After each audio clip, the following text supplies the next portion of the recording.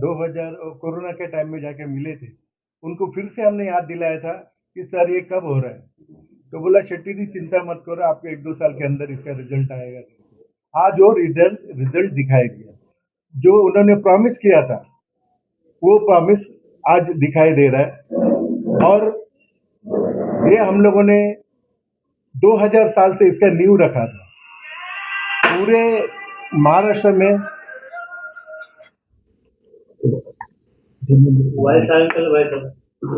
अन्ना इस मुद्दे को लेकर आप जेल भी जा चुके, 28 दिन आप जेल में रहे। चेकनाके का आंदोलन जो शुरुआत में था आपने शुरू किया, आपकी टीम ने शुरू किया, उसके बारे में क्या कहना है? क्रेडिट लेने के लिए तो बहुत लोग वहां पे मिठाइयां बांट रहे हैं, उसके बारे में क्या कहना?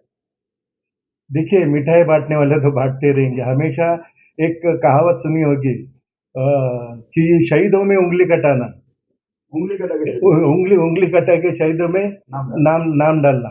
तो ये ऐसा हुआ है, लेकिन हम आज भी शहीद नहीं हुए हैं, ना ही हमारी उंगली कटी है, ना नाक कटी है। हम ऐसे ठस के मस नहीं हुए हैं।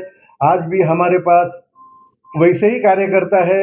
कल उठ के अगर कोई बोले हरीश शेट्टी क्या है, तो हरीश शेट्टी को इतना तो ताकत है, आज भी वही हरीश शेट्टी है जो 20 साल पहले था, 24 साल पहले था। तो उस वक्त जब हमने आंदोलन किया था, 4 से 5 बार हम लोग आंदोलन कर चुके थे। उसके बाद भी गवर्नमेंट ने नहीं सुना, तो हम लोग कोर्ट में गए। कोर्ट में जाने के बाद में कोर्ट ने 6 महीने का स्टे दिया, हम और महाराष्ट्र मानव सेवा संघ और जॉइंट में मीराबाई ने। तो उसके अंदर कोर्ट ने बाद में 6 महीने के बाद 6 महीने तक स्टे किया। उसके बाद में 6 महीने के बाद में कोर्ट ने बोला टोल इज ओके, क्योंकि माधव जो कमेटी का रिपोर्ट के हिसाब से उन्होंने बोला ये ओके है, लेकिन रेट रिड्यूस किया उन्होंने।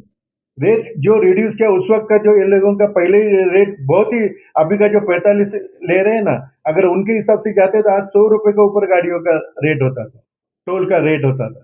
वो भी हम लोगों की वजह से हुआ है जो टोल रिड्यूस हुआ। उसके बाद में जब लोगों को मालूम पड़ा ये किसी कहीं से भी सुनवाई नहीं हुआ, तो लोग एक इकट्ठा हुआ हमारे लोग, और हमारे साथ साथ में आजू बाजू के तरे कंपाउंड, केतकीपाड़ा, धारखाड़ी, इंडस्ट्रियलिस्ट लोग सब, मीरा भाईंदर के छोटे मोटे व्यापारी, ट्रक एसोसिएशन वाले, हर हर वो आदमी ने हमको सपोर्ट किया है। मैं तहे दिल से उन सभी को धन्यवाद देना चाहूंगा जिन्होंने भी मेरे आंदोलन में मुझे सपोर्ट किया है। इसी तरह से हमारे सेक्रेटरी साहब है संतोष पुत्रन जी, राजकुमार आहूजा जी है। तो मैं खाली अकेला नहीं था, मेरे साथ में सब चल रहे थे। साथ फोटो में जो है दिख रहे हैं वो गोपाल शेट्टी जी हैं, जी, गीता जैन हैं, नरेंद्र मेहता हैं, काफी लोग दिख रहे हैं, मनीषा ताई चौधरी भी हैं। जी जी, वो क्या था, वो हम लोगों ने आंदोलन किया था, लेकिन हमारे बच्चे सब भड़क गए थे। अन्ना आंदोलन आपने किया है, अभी ये लोग को मालूम पड़ रहा है कि टोल जा रहा है, तो इस तरह से था। मैं बोला कुछ भी होने दो, ठीक है वो लोग आए ना। लेकिन गोपाल शेट्टी साहब ने ओपनली बोल दिया, गोपाल शेट्टी साहब ने ओपनली बोल दिया कि नहीं, ये हरीश शेट्टी जी का ही आंदोलन है, और ये आंदोलन में उनका अधिकार है, उन्होंने नींव रखी थी इसकी, तो उनका ही अधिकार है, और ये आंदोलन हम आपको सपोर्ट करने के लिए आए हैं, ऐसा गोपाल शेट्टी साहब ने कहा है। तो मुझे उनके आने से या कोई ये नहीं हुआ, कोई नुकसान नहीं हुआ हमें, बल्कि अच्छा ही हुआ। एक एमपी थे, एक एमएलए थे, हमारे मनीषा ताई चौधरी, गोपाल शेट्टी साहब, नरेंद्र मेहता जी, गीता जैन जी थे, हम लोग सब साथ में थे। कब? ये अभी 4-5 साल पहले की बात है, जब नितिन गडकरी जी ने बोला कि ऐसा नहीं वैसा हम लोग करेंगे करके। अन्ना शुरुआत की बातों को हम नहीं सुनी थी, उसका कारण ये भी है, अभी टोल तो क्या था आपको मालूम है, पैसे का भंडार था। पैसे के भंडार में क्या हो सकता है आपको मालूम है, एक सीधे लोग ही अटकते हैं और पैसे वाले को कुछ होता नहीं है, होता जग जाहिर होता है, हमेशा यही होते आया है। लेकिन फिर भी हम तो टस के मस नहीं हुए ना, हमारे आंदोलन हुआ, तोड़फोड़ हुआ, 3.5 घंटा तोड़फोड़ करने के बाद हमारे लोग फिर भी रोड पे बैठे थे। आप सोचिए वो गिनीज बुक ऑफ रिकॉर्ड में आने वाला था, लेकिन हम कोई श्रेय लेने के लिए नहीं गए थे कि गिनीज बुक में करने के लिए कोई लोग जाते हैं ना कि हमारा करो, लेकिन हमने कभी वो भी नहीं किया। लोग बोल रहे हैं कि गिनीज बुक ऑफ रिकॉर्ड होना चाहिए, क्योंकि तोड़फोड़ के बाद में 3.5 घंटा नेशनल हाईवे को रोकना कोई छोटी बात नहीं है। इस तरह से लोगों ने अप्रिसिएशन किया। लेकिन क्या होता है कि आज हम लोगों को यही लगता है कि अगर आंदोलन करने वाले को पता होना चाहिए ना, किस चीज की वजह से हम अंदर गए, क्या हुआ था, टोल नाका कहाँ से शुरू हुआ था, जब उसकी नींव रखी जा रही थी, क्या कहते उसको डिवाइडर डाल रहे थे, तभी से हम आंदोलन कर रहे थे। हस्ताक्षर अभियान लेकर के 1 लाख हस्ताक्षर अभियान तभी के पीडब्ल्यूडी मिनिस्टर नितिन गडकरी साहब थे, तो उन्होंने कहा, उनको हमने वो सुपुर्द किया 1 लाख हस्ताक्षर, मीरा भाईंदर में जाके, बीरा रोड में, दहीसर में, बोरीवली में, कहाँ कहाँ पर जाके लोगों का 1 लाख हस्ताक्षर जमा करके दे दिया उनको। तब जाकर के उनको पता चला, वो करने वाले भी थे टोल के लिए, क्योंकि वो समझ गए कि आजू बाजू के लोगों को तकलीफ हो रहा है, तो उन्होंने यही बोला कि मैं खुद आता हूँ कल, उसका मैं निवारण करता हूँ। लेकिन दूसरे ही दिन आचार संहिता लग गया, जिसकी वजह से ये नहीं हो पाया। अदरवाइज नितिन गडकरी जी का मूड तभी वही था, लेकिन टोल नाका हटाने का मूड नहीं था, छोटे व्हीकल को छोड़ने का, तभी से उनका एक सोच था। दिल से अभिनंदन करना चाहूँगा और महाराष्ट्र मानव सेवा संघ की ओर से और हमारे वहाँ के तमाम रहिवासी भाइयों की तरफ से।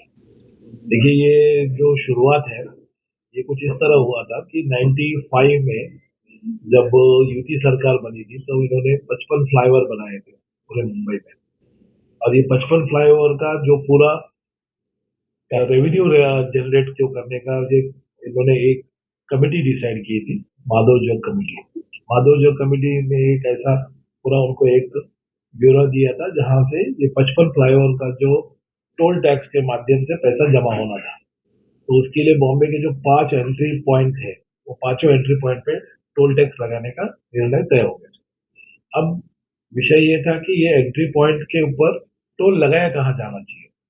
अभी अगर यही जो टोल है अगर बॉम्बे के बाहर लगाते हैं तो नेशनल हाईवे से कनेक्ट हो रहा था, तो नेशनल हाईवे से कनेक्ट होने की वजह से वो उसका टोटल रेवेन्यू सेंट्रल में जाना था, तो उन्होंने डिसाइड किया कि उसको 500 मीटर अंदर लगा दो। जब अंदर निकल लगाने की बात हुई, वहीं से हमारे वहां के जो रहिवासी लोगों की मुसीबतें सामने आने लगी, क्योंकि जो भी रहिवासी वहां से घर से निकलेगा उसको टोल भरना था, जबकि 55 फ्लाईओवर का पूरा बेनिफिट मुंबई को जाना था, और टोल जो था उसका जबरदस्ती इम्प्लीमेंट कर दिया गया था, और वहां के लोगों के लिए 500 मीटर के जितने जो रहिवासी थे उनके लिए कोई भी व्यवस्था उस वक्त थी नहीं, क्योंकि हमारा उधर संस्था बहुत एक्टिव था, तो लोग हमारे पास अप्रोच किए और हमने उसको बहुत गंभीरता से लिया, और हमने उस वक्त का आंदोलन के तौर पे हमने हमारा एजिटेशन शुरू किया। पहले एजिटेशन जब हमने शुरू किया तो काफी लोग आए नहीं, फिर हमें ऐसा लगा कि नहीं, हमें थोड़ा और बड़े लेवल पे करना चाहिए, लोगों पे इसकी प्रॉपर प्रमोशन होना चाहिए, तो लोग फिर 1 बार 2 बार 3 बार लोग आए, फिर हमने कोर्ट का दरवाजा खटखटाया, जहां पे जाके हमें मीरा भाईंदर के लोग ने भी सपोर्ट किया, मीरा भाईंदर की इंडस्ट्रियल जो बॉडी थी उनके और हमारी इनके ज्वाइंट इसमें हमको सक्सेसफुल मिला, हमने वहां पे स्टे ले लिया। 6 महीना वो स्टे इम्प्लीमेंट में रहा, 6 महीना तक कोई टोल वहां पे वसूला नहीं जा रहा था, लेकिन फिर वो जो मैटर था वो कोर्ट ने खारिज कर दिया, क्योंकि टोल का जो उनका जो पूरा व्यवस्था था जो रेवेन्यू का वो सब गवर्नमेंट ने प्रॉपरली प्लीड किया, और उसके सामने हमारा जो पीआईएलओ टिक नहीं पाया। लेकिन फिर भी हमारी जो प्रॉब्लम थी वो वहीं की वहीं खड़ी थी, क्योंकि हमारे लोगों के लिए कोई उसमें कोई सुविधा नहीं थी। फिर हमने सोचा कि नहीं, ये एक बड़ी तीव्र आंदोलन करनी चाहिए, जिसके लिए हमारे तरफ प्रॉपर अटेंशन आना चाहिए, ध्यान उनका आना चाहिए। तो वो जो आंदोलन हुआ वो सडनली बहुत तीव्र हो गया, उसमें हमारा पर्सनली कोई ऐसा इंटेंशन था नहीं, लेकिन लोगों का आक्रोश इतना बढ़ गया कि वहां पे जितने बीएसटी, जितनी गवर्नमेंट प्रॉपर्टी प्लस जो टोल, ये सब के ऊपर बहुत पथराव और ये सब डैमेजेस शुरू हो गए। उस दौरान मैं, हरीश अन्ना, राजकुमार जी, हमारे सब जो कमिटी मेंबर, फिर मीरा भाईंदर के भी ज्वाइंट फोरम के लोग थे, रमेश अय्यर जी थे, और काफी लोग थे जो वेल एजुकेटेड और अच्छे लोग सब थे, यहाँ सब जो थे, और फिर उस वक्त पुलिस ने धरपकड़ करना शुरू कर दिया।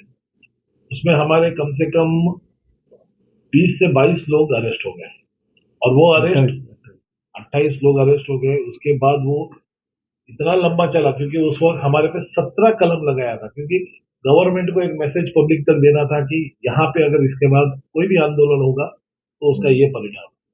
17 कलम, वो भी सारे नॉन वेलेबल ऑफेंस, जिसमें डकैती, चोरी, चकारी, ये सब चीजें उन्होंने इम्प्लीमेंट की है। और धीरे धीरे वो जब जज के समझ में आ गई कि ऐसा कुछ हुआ नहीं था, सिर्फ तोड़फोड़ जैसी चीजें हुई थी, क्योंकि वो सब पब्लिक का आक्रोश था और उसमें से हमारे जितने लोग थे कैमरा के सामने थे, इनका कोई हाथ नहीं था। तो 2 साल में हम लोग वो सब बरी हो गए। लेकिन हमने हमारा एजुटेशन वहीं पे खत्म नहीं किया। जैसे हम बाहर आए तभी कॉन्ट्रैक्टर चेंज हो चुका था, क्योंकि पहले जो कॉन्ट्रैक्टर था ऑटो राइडर्स के मुकेश पटेल जी का था, पीपी कंस्ट्रक्शन। और जब ये आंदोलन हुआ उसके बाद ये उनका टोल कॉन्ट्रैक्ट हटा के आईआरबी को दिया गया। फिर हमारा वापस आईआरबी के साथ हमारा बातचीत चल रहा। कई बार हम लोग एमएसआरडीसी में जाके हमारा निवेदन दिए, तब जाके उन्होंने एक वहां के लोकल लोगों के लिए एक डिस्काउंट पास निकाले। वो डिस्काउंट पास में भी ऐसा था कि पहले वो काफी कमती दरों पे था, धीरे धीरे उसके भी दर बढ़ने लगे। अच्छा, फिर जिसके पास नई गाड़ी आए उसको कोई फैसिलिटी नहीं, उन्होंने बोला जितने पहले लोग थे उतने लोगों को देंगे। तो उसके चलते ये 25 साल तक वहां के लोगों ने काफी कुछ सहन किया। अब जाके हमें ऐसा लगता है कि एक प्रॉपर न्याय मिला है, क्योंकि कम से कम जिसके पास व्हीकल है, खुद का गाड़ी है, उसको एक राहत मिली है। फिर भी वहां के अगर आजू बाजू के अगर आप संख्या देखोगे ना, सारे के सारे लोग ट्रक ड्राइवर, टेम्पो सब में निर्भर है और उनको आज भी ये तकलीफ है।